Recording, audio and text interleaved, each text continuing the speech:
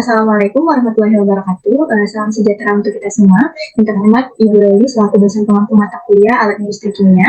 Kami dari kelompok 36 kelas B Indralaya akan memaparkan materi tugas kedua mengenai bucket elevator dan stockpiles dengan anggota saya sendiri Afrizah Citra Rahmadini dan dua rekan saya Faustin Zuraida Rizky dan Halimah Maulidia.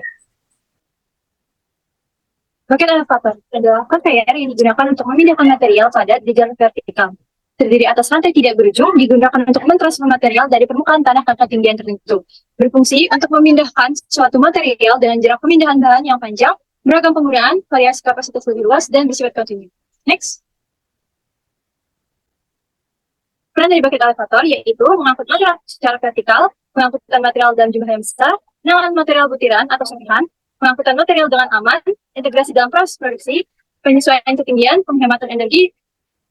Untuk contoh, material dari yang bisa menggunakan bucket elevator sendiri adalah semen, pasir, batu bara, tepung, dan lain-lain. Next.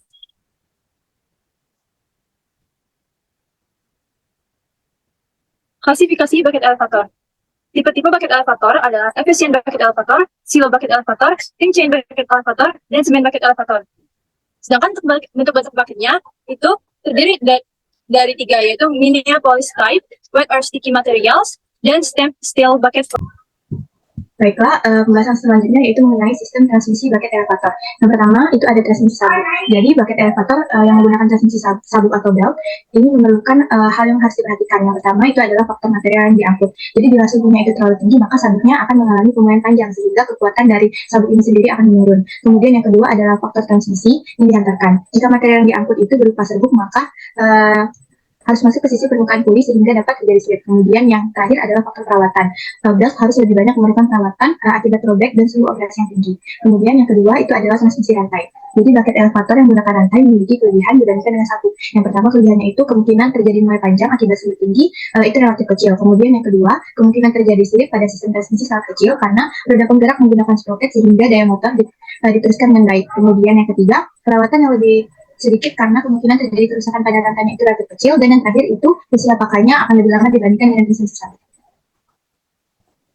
Baiklah, selanjutnya tentang jenis bucket elevator. Klasifikasi jenis bucket elevator ini terbagi menjadi tiga, yaitu satu deep bucket dengan sudut potong 65 derajat, digunakan untuk bahan yang sangat kering dan juga mudah mengalir. Yang kedua, shallow bucket, sudut potongnya 45 derajat untuk bahan yang mengandung uap air dan agak sukar mengalir. Dan yang ketiga ada V-type bucket untuk material berat abrasif dengan sudut kurang dari 45 derajat. Baiklah, setelah tadi dijelaskan mengenai bucket bucketnya, sekarang mengenai bucket elevatornya. Nah, yang pertama itu ada centrifugal discharge bucket elevators, yang mana bucket atau embernya ini dipasang pada interval pada rantai atau sabuk. Jadi jenis bucket ini digunakan untuk menangani material curah yang dapat diambil dengan squeeze bucket saat dilewatkan di bawah bridge bucket atau chain elevator atau juga butt pulley, bisa disebut juga dengan belt elevator. Dan kemudian dibuang dan oleh gaya centrifugal di atas sprocket kepala atau head pulley. Kemudian yang kedua adalah continuous discharge bucket elevator. Nah, di continuous ini bucketnya dipasang terus-menerus pada rantai atau sabuk. Kemudian diarahkan ke ember melalui kaki pemuatan dan dibuang di atas permukaan ember sebelumnya saat akan melewati sprocket kepala atau rantai elevator atau juga kepala puli. Kemudian elevator ini dapat digunakan untuk menangani jenis material yang sama dengan tipe centrifugal, tetapi mereka lebih merekomendasikan untuk continuous discharge ini, terutama untuk menangani material yang sudah diambil gitu. Baiklah, pembahasan selanjutnya itu mengenai dasar pertimbangan dalam memilih bucket elevator. Yang pertama adalah jenis material. Material yang lebih kasar atau abrasif itu memerlukan bucket elevator yang tahan terhadap halus, sedangkan jika materialnya halus itu memerlukan perlakuan khusus agar tidak terjadi kerusakan. Yang kedua itu adalah kapasitas dan kapasitas angkut.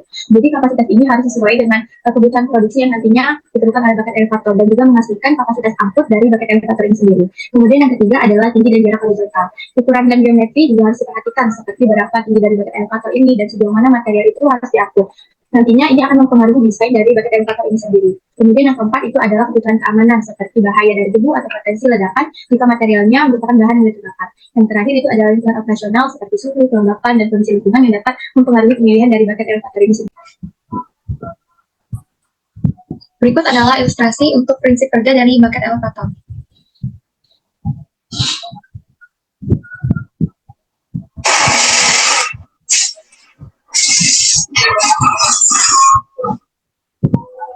Baiklah, dari video tadi, cara kerja bucket elevator yaitu material curah atau bulk material masuk ke dalam corong pengisi atau pit hopper pada bagian bawah elevator atau bulk.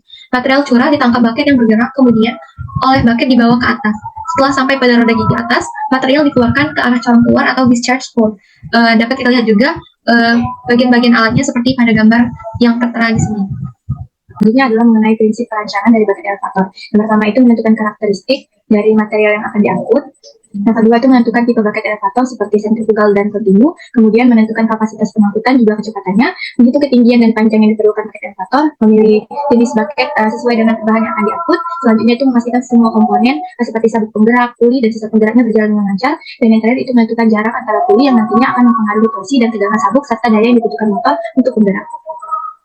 Selanjutnya yaitu untuk menghitung kapasitas bucket dengan rumus IO per alpha sama dengan Q per 3,6 dikali V dikali gamma dikali C dengan satuan liter per meter, di mana IO adalah kapasitas bucket, alpha yaitu jarak bucket, Q kapasitas pemindahan, V kecepatan belt atau chain, gamma berat jenis material curah, dan C bucket loading efisiensi. Berikut contoh soalnya yaitu tentukan dimensi dan daya motor yang diperlukan bucket elevator yang direncanakan untuk mengangkat semen dengan gamma 1,2 ton per meter persegi dengan kapasitas angkut ton per jam. Jika tinggi angkat H 20 meter, kecepatan puli penggerak I sama dengan 1,2 meter per detik. Dan efisiensi angkut bucket adalah C dengan 78 derajat, 78%. Dengan menggunakan rumus yang tadi, maka poin-poin yang diketahui dimasukkan ke dalam rumus dan didapatkan hasil yaitu 17,312 liter per meter.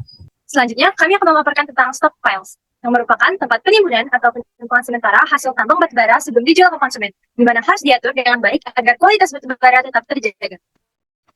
Contoh material yang umum disimpan dalam metode stockpiles adalah stockpile batubara yang berupa batubara bituminus, subbituminus, lignit, mineral dan logam, agregat konstruksi, bahan kimia, bahan panas, dan berbahaya. Peran utama stockpiles adalah untuk menyimpan, mengangkut, dan mengatur material secara efisien dalam berbagai industri. Memiliki beberapa fungsi utama, yaitu penyimpanan sementara, pengangkutan efisien, penyimpanan jangka panjang, penyimpanan pengaturan material, perlindungan material, dan pemisahan jenis material. Next slide. Karakteristik dan jenis stockpiles. Tumpukan material atau stockpile diklasifikasikan berdasarkan jenis material, bentuk tumpukannya, tujuan penyimpanannya, berdasarkan lingkungan, dan karakteristik khusus. Baiklah, selanjutnya saya akan menjelaskan tentang pola penimbunan pada stockpiles. Yang pertama yaitu ada pola penimbunan chevron, yaitu bahan-bahan ditempatkan ke dalam deretan yang saling berpotongan sehingga membentuk pola yang menyerupai huruf V dari atas. Nah, pola penimbunan chevron ini ada dua juga, yaitu live pile pertama yang berbentuk kerucut penuh yang terbentuk dari hasil pencerahan oleh belt conveyor, dan yang kedua adalah active pile berbentuk kerucut terpacung berasal dari live pile. Live pile yang berbentuk kemudian disebarkan menggunakan bulldozer ke bagian tepi timbunan. Dan yang kedua yaitu pola penimbunan convoy. Pada penimbunan convoy melibatkan penumpukan bahan dalam bentuk kerucut terbuka di sekitar titik pusat. Nah, yang biasanya digunakan yaitu pola penimbunan chevron. Selanjutnya ada prinsip kerja pada stockpile.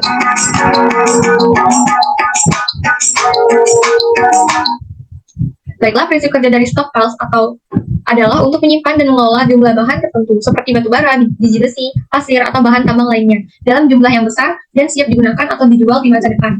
Stockpile digunakan dalam berbagai industri termasuk pertambangan, konstruksi, dan juga produksi energi. Selanjutnya saya akan menjelaskan mengenai dasar pertimbangan dalam memilih stockpiles. Yang pertama itu jenis material. Jadi dipertimbangkan jenis material yang akan disimpan dalam stockpiles. Kemudian yang kedua itu adalah kapasitas dan kebutuhan produksi.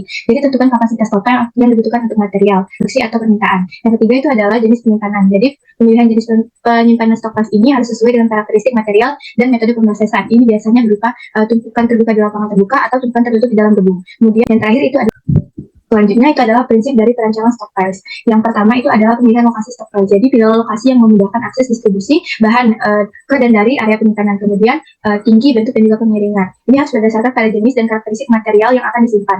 Kemudian keamanan dan lingkungan. Jadi pastikan kondisi lingkungannya ini aman, yang melibatkan pemeliharaan terhadap kebakaran, pencemaran, potensi, dan bahaya lainnya. Kemudian perhatikan juga kapasitas penyimpanannya yang ini harus dengan sesuai kebutuhan produksi dan distribusi bahan. Kemudian yang terakhir adalah penentuan tata letak, di mana tata letaknya harus dimaksimalkan sesuai dengan kapasitas penyimpanan dan meminimalkan waktu untuk pemindahannya.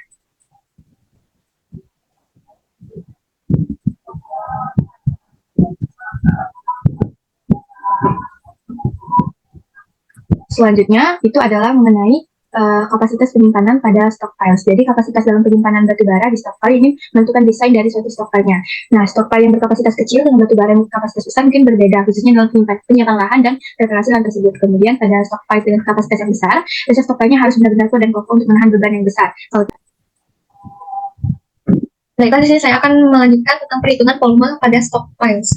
Bentuk timbunan batubara pada stockpile dengan pola penimbunan chevron adalah bentuk kerucut terpacung memanjang. Untuk menghitungnya, maka digunakan volume kerucut terpacung, yaitu sepertiga V T dalam kurung R besar plus R besar kecil plus R kuadrat. Dengan contoh soal, berapakah volume stockpiles untuk 5 terpacung jika tinggi tumpukan 8 meter dengan luas bidang atas 1 meter kuadrat dan luas bidang bawah 12 meter kuadrat. Penyelesaiannya yaitu komponen yang diketahui dimasukkan ke dalam rumus volume kerucut terpacung tadi sehingga didapatkan hasil 1314,613 meter kubik. Berikut adalah daftar pustaka dan literatur yang telah kami dapatkan. Sekian presentasi dari kelompok kami. Kami mohon maaf apabila banyak salah-salah kata, dan kami akhiri. Wassalamualaikum warahmatullahi wabarakatuh.